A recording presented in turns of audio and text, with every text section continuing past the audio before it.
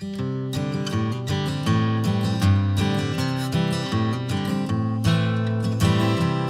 is Unique Smiles, the Facial Paralysis Podcast, and I'm your host, Brian April.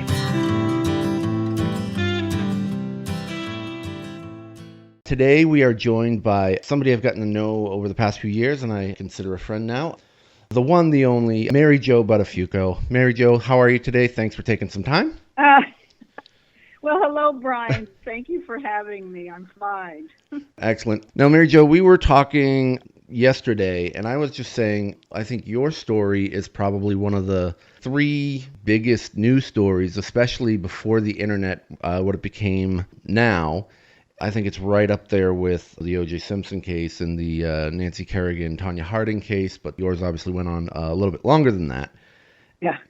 Pretty. You think? Yeah, pretty interesting case, and we're not going to get too into the details, but for those who weren't necessarily born or maybe were living under a rock at that time, I'll just give a quick backstory. You were married out in Long Island. Your husband was having an affair with a 17-year-old, and then she came to confront you, and when you turned to kind of go away, she pulled out a gun and shot you in the head.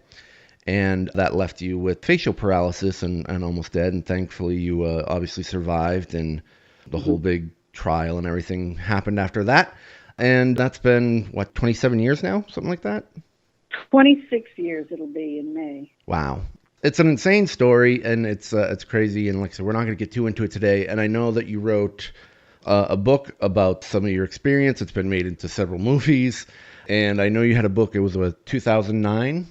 Getting It Through My Thick Skull, I believe is the title. Is that correct? Yes, Getting It Through My Thick Skull. It's available on Amazon. So it's basically the story of the journey of what happened to me then and what has happened to me since. And, how it affected me and my life, and then realizing that I had been married to a sociopath. So if anyone wants to check that out, it's just an amazing story. I always find it interesting when you talk about it. And Mary Jo and I being a stand-up comedian, I have sort of a weird sense of humor. And Mary Jo and I were talking about this yesterday, about after saying things for so long, it almost becomes commonplace. Like, yep, okay, that's what it is. So, and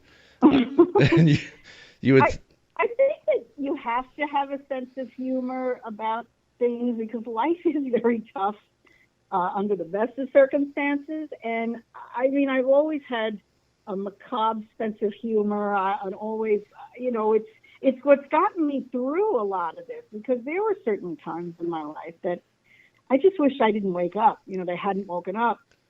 And you go through those periods, and then you have to get through that and realize that, life goes on. I kind of find that if you don't take it so seriously, there's so many other people, so many other things in life going on that for whatever reason, Brian, you and I were put here to talk to others, help others, let others see us as we are. Who knows why? I don't know that we'll ever get the answer, but it's not a bad place to be, is it? No, it's surprising because I feel the same. I was doing comedy and I got sick with my illness, and I was like, well, there goes my career.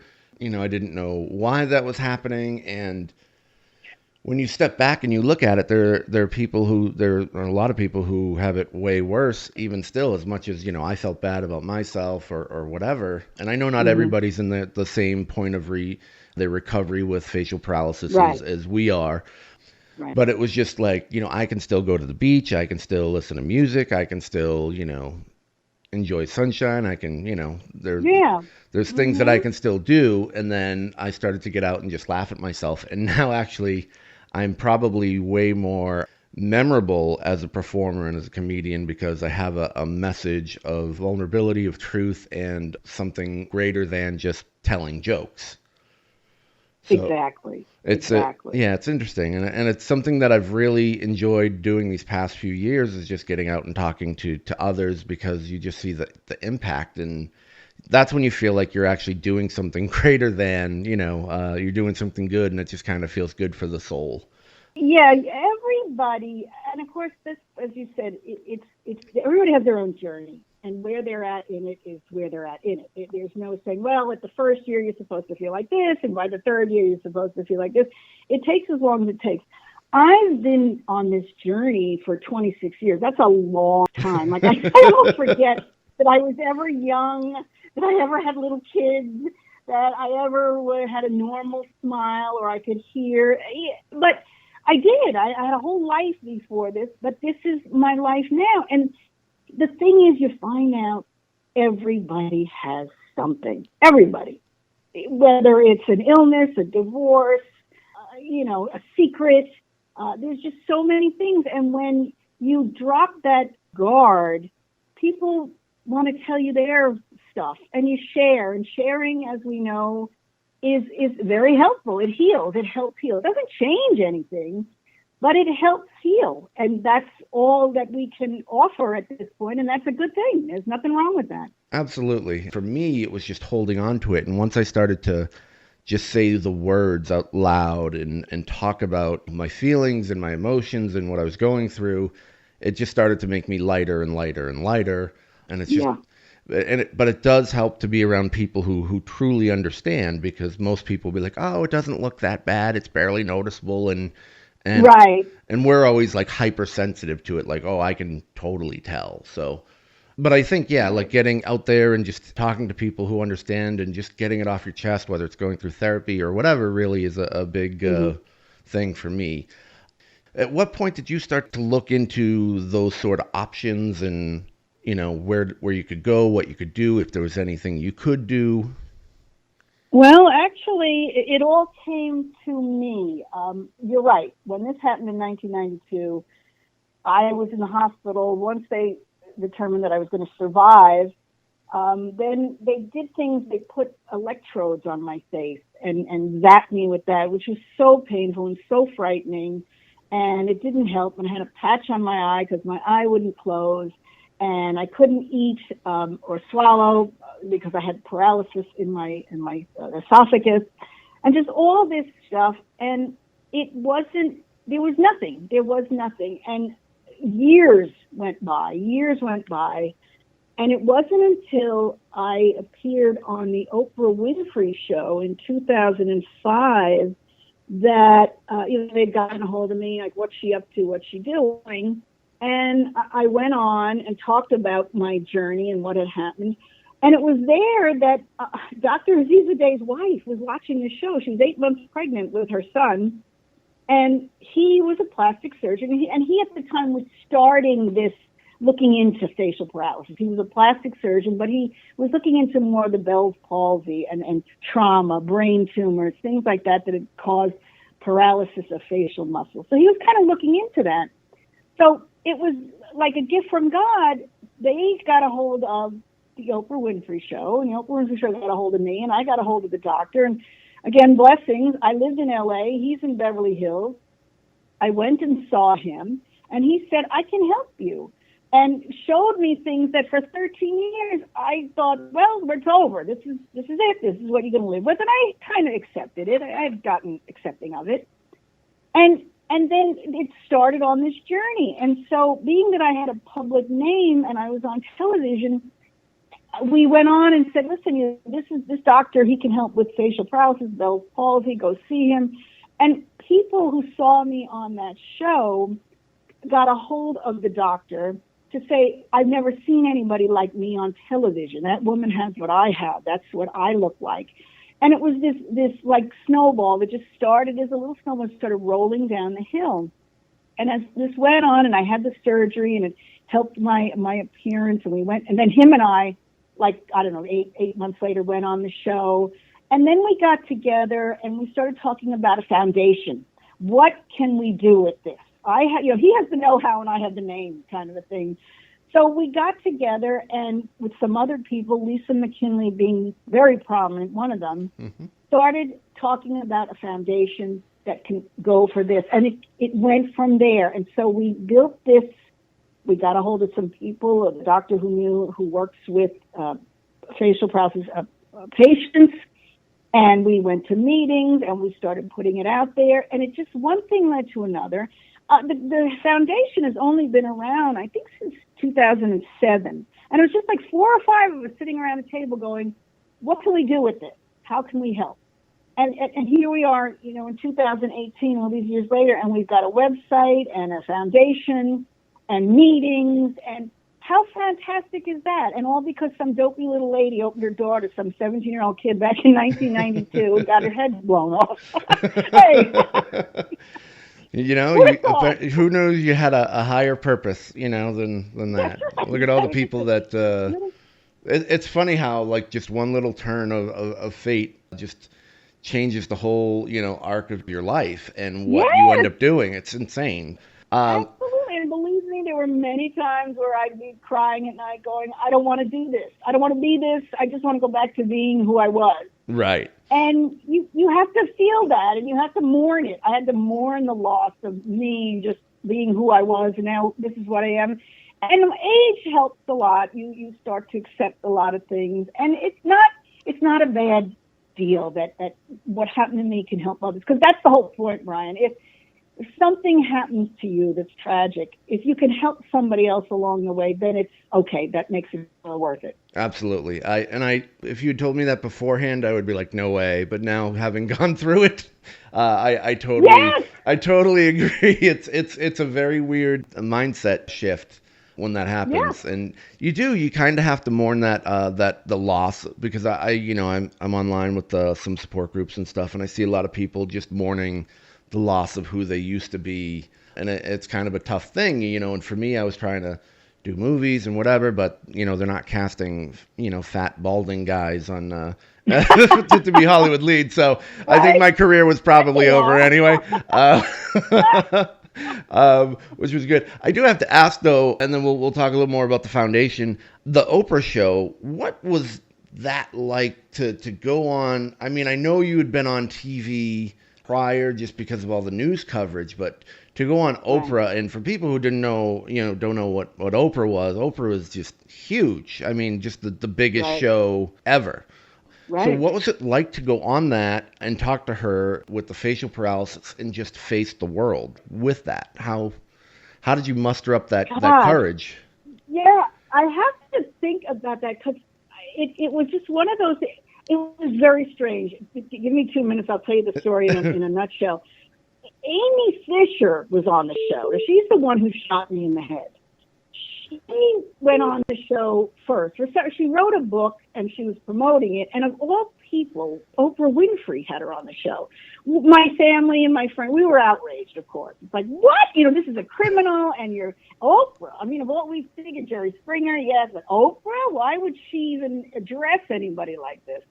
So my beautiful daughter, Jessica, who was in college at the time, wrote a scathing letter to the Oprah show saying, how can you, give this woman any time? She's done nothing with her life. And this is what she did to my family and my mother, Well, a producer got a hold of my daughter. And my daughter, as I said, she was in college and I was in my home. We were miles and miles away. And she gets a call from this producer, Mom, the Oprah Winfrey Show wants us. And I'm like, oh, for heaven's sake, Jessie, no, we're not going to do this. What? She was like so excited. To me, it was just one more talk show. I really didn't see it as anything spectacular at the time. Then, I do now, but I didn't then. So one thing led to another. And Jessie was the one who talked to the producers and said, my mother has this injury. And as the years go by, I can see it's changing her. She's now 50 years old. She's a little self-conscious about this is my daughter saying this to the producers. She didn't say it to me. So that was how it kind of got to be, where they said, we'd like you to come on the show. We've got a lot of doctors that watch. We've got a lot of people that watch. Maybe we can get you help. Never thinking in a million years it would turn into what it turned into. So as you said, we got flown to Chicago. I was extremely calm. I don't know why. Maybe because it was 13 years. I was 13 years into this shooting. I'd been on a million different shows. I'd done this 1,000 times. And I kind of thought of Oprah as like her and I were the same age. She's just like a nice lady and whatever. And it was so nice, and she was so nice, and the show was so nice. I wound up going back on again the following year, and then I did a follow-up a couple of years later when they did the Where Are They Now? So I've had a very nice affiliation with the show. She's a great human being, regular, normal lady, just like us. That's awesome. Yeah, that's and I like that your daughter wrote this angry letter to them. I think that's fantastic.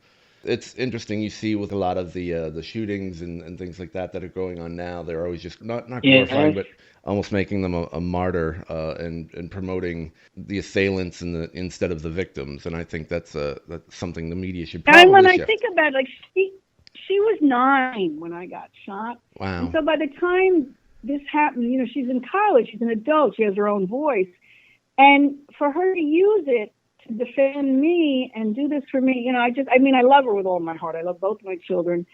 It was so wonderful. What can I say? I'm so proud of her for doing this. And how can I not live up to her expectations? She thinks I'm a great lady, so all right. Okay, honey, I'll let you think that. There you go. That's good because usually when we get older around that time, it always kind of shifts back and forth as to how we feel about our parents. So that's great that you had Right. that relationship. So now you didn't have any like synkinesis or anything like that, right? Oh, yes, I do. Oh, Yes, you. I did. Yes, I do. Absolutely. Oh, okay. What was where did you have the synkinesis? Oh, Uh, well, let's explain what Oh, synkinesis okay. is Apologies. first. If you don't know what synkinesis is, that is involuntary muscle movement when you go to move a muscle as a result of your nerves rewiring incorrectly. So for me, for example, if I make a circle with my mouth, like I go to drink from a straw, my eye will close. Correct. Yes. And I have that to this day. What has helped it, I had it terribly bad. I would talk and my right eye would wink. Mm-hmm. And as you said, you make a pursing with your mouth or you go to drink or eat and my eye would just twitch and involuntary, and my neck muscles would stretch. And I have it to this day, but because of the treatments that I have gotten over the years, which they now have, which is the Botox, it has relieved it quite immensely that it's not quite so prominent. But certainly, so again, as you say, when people, it's like, oh, yeah, it's not so bad. But when I speak and I purse my lips, my right eye does twitch. Mm-hmm. Not as badly as it does because I do get the Botox injections, which releases the muscles and relaxes them, so it's not so obvious. Mine, when I chew on the left side, it looks like I'm signaling like Morse code or something. It's pretty it's pretty interesting. So yeah, and I had it down through my neck where I've been doing physical therapy lately for it, and they stretched out my chest, and I could feel it in my eye when they stretched my chest, which was very bizarre. Wow. So Yeah. yeah, so just moving my chest because you get all this fascia that builds up and connects. And it's not that there's anything Right. that connects from your chest to your eye, it's just all of that stuff kind of builds up and all pulls together. So they worked on my chest and my neck and were like kind of working up. And that's actually helped a Uh-huh. lot with my eye. My eye doesn't close nearly as much now when I drink out of a straw. So that's been fun. Have you gotten Botox? I haven't. I wanted to try physical therapy first. All right. Well, I do recommend it. It sounds so she like, oh, Botox. Right. It's but it's really a miracle because it those muscles and those tendons and all that tighten and are tight and they're all rewired crooked. The injections relaxes the muscle. It's kind of one of those things like when they discovered it and it was great for wrinkles and all this stuff. They found that if they gave it to people who had palsies or let's say were paralyzed, and what happens is you've seen that anybody in a wheelchair, their arms and their hands and their feet tend to curl up because the muscles atrophy because of not use.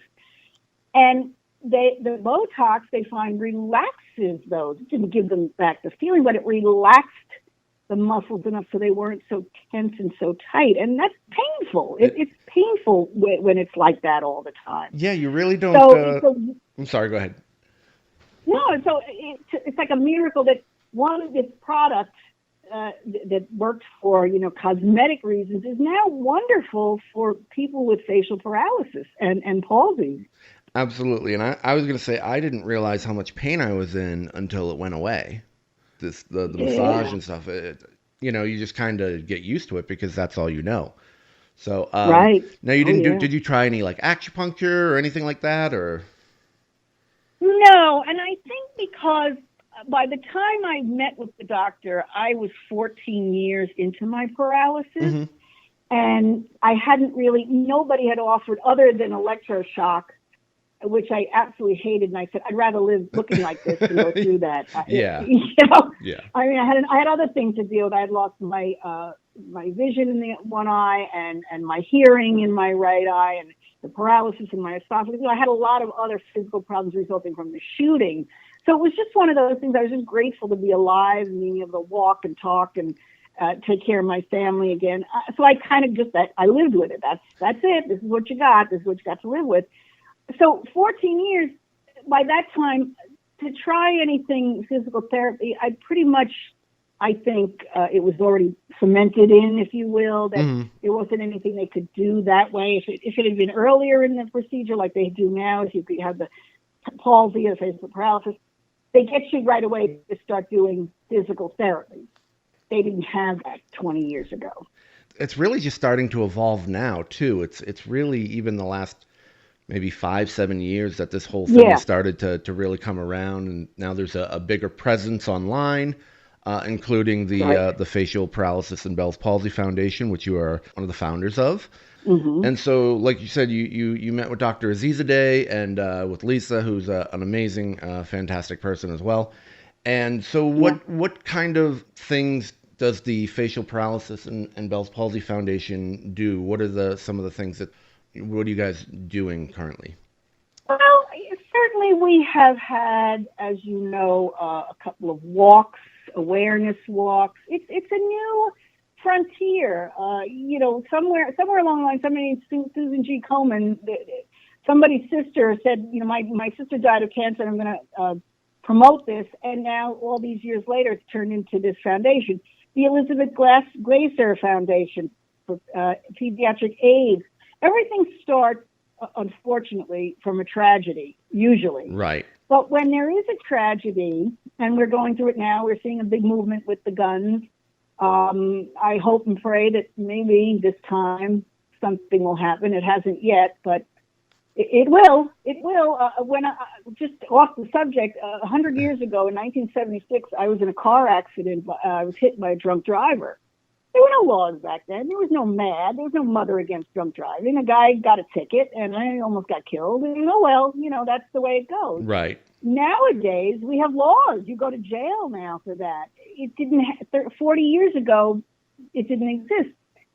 So what you're saying with the foundation, it's new. We're still in the inception, but I feel it working up. We have people who are getting in touch. We're having the walks. We're having benefits. We're talking about it. We have meetings. They're in a few states now. And I just see it growing from here. And that is an amazing thing. That's how I got to know you. And now I'm kind of trying to do what I can as well to help spread awareness. Right. One of the things I really love are their online support groups that they support meetings that they run, usually about once a month or every other month. And those are fantastic because that allows people who are around the world. We've had people come in from New Zealand and from China and, from Africa and, where all these places, or North Dakota, where there's not a big hub of people necessarily. Right. And they can all get together and be like, hey, I'm around people who understand what I'm going through. You can turn your webcam on or off if you want. It's totally up to you. Yeah. And there's all different topics like, how do you deal with dating? How do you deal with, job interviews? So it's a really cool thing that they're doing. And I'm just happy to try to help in any way I can. And that's one of the reasons I wanted to start a podcast as well, is just try to get to reach more people. Because when I, get sick, there was only one forum for Ramsay Hunt syndrome, and it wasn't a very happy place. It was one of the most depressing places I had been to online, because no one goes on there and is like, oh, I'm all better, I feel good. Like that's never there. So right. So now, what advice do you have for somebody that's dealing with facial paralysis? What kind of advice do you have when someone's kind of freshly going through it? Oh my God, that's a loaded question because, advice, as I said, I'm old to this. But the people who are new to this, if somebody had come to me, let's say what happened to me then happened now, and somebody came to me and said, "Oh, look up this online." And this, I don't know that I would have, because you have to mourn what you've lost. And as I said to you earlier, there's no timeline. It's that one day when you're tired of feeling crappy and you're tired of being sorry for yourself. And, but that's the great thing that in this day and age, you can just click a button and you can just start reading. And maybe it starts with a reading. My advice would be just read. Just read. You don't have to necessarily reach out right away or tell your story if you don't feel like it, but just read. And when you read about it and you look at things and you hear other people's stories, then you start to not feel so isolated and alone. And that's a big enemy, isn't it? Oh, absolutely. Isolation. Absolutely. You feel like you're the only one going through it and no one understands, and it's just a right. Your whole world becomes a house. Is just right. Just read. Try to get comfortable with understanding what you have and what you're going through, and time will tell, and you will decide, you know what, I want to do something, whether I want to go get acupuncture or I want to see this Dr. Aziz a day or I want to join a support group. Everybody has to do everything in their own time. But my advice is after you've had the pity party and after you've mourned the losses, get involved. Get involved somehow, because that helps you mentally. It helps you mentally to get out of that funk that you're in. Right. It's a little more social, and you have, again, a bigger support group. And for me, I always tell people, one, let your body rest, let your body heal. Don't, push yourself to do what it does, because, it may not be 2 weeks, it may not be 2 months. For me, my eyes, I didn't see anything until over 9 months. Some people it's a year, some people it's never. So you just don't know. So I always just say, let your body heal, take it easy, and just be kind to yourself, because mentally, I think it can be more challenging than physically sometimes. Yeah. So you're right. But it's how's life with you now? What's going on now? Everything good? Everything is good. I'm getting old. That's not good. That's just not good. I don't give a shit what people say. Getting old is not good. I'm going to be 63 years old in a couple of months, and I can't believe it. My children are grown. I'm a grandmother to a little girl who is the apple of my eye. It's not bad. It's okay. I'm calm. Life is good. As a matter of fact, Brian, I don't know if you were aware, I'm going to an award show on Sunday night in Hollywood to give an award to Dr. Aziz Day. Oh, wow. And I can't believe it. It's called a Hollywood Beauty Award. And it's going to be online. And I mean, this show will probably be air after it. But it's like, I can't believe this, that this little housewife from Massapequa, Long Island is now going to be standing up on a podium giving an award to this wonderful doctor friend of ours. I'm honored to do it. I'm thrilled to do it. And things are as good as they can be. I'm as healthy as I can be for this age, which is also a good thing. Absolutely. So yeah, life is good. Excellent. Well, that's great. And once again, if anyone wants to read about your story, they can buy the book on Amazon, Getting It Through My Thick Skull. And they can also, if they need to reach out to someone, there's always the Facial Paralysis and Bell's Palsy Foundation, which can be found online. It can be found on Facebook, on Twitter, all that sort of thing. And do you have any other final thoughts before we go today? No, darling. I think we covered everything. I'm proud of you. I'm glad to hear that you're getting things going and getting things together. And I think this is a wonderful thing that you're doing. Oh, thank you so much. And I really do appreciate that. And I appreciate the kick in the pants the last time we talked. So well, that'll be a different podcast. But right. All right. Well, Mary Jo, thank you so much for coming on today, and best of luck going forward. And we will talk to you soon.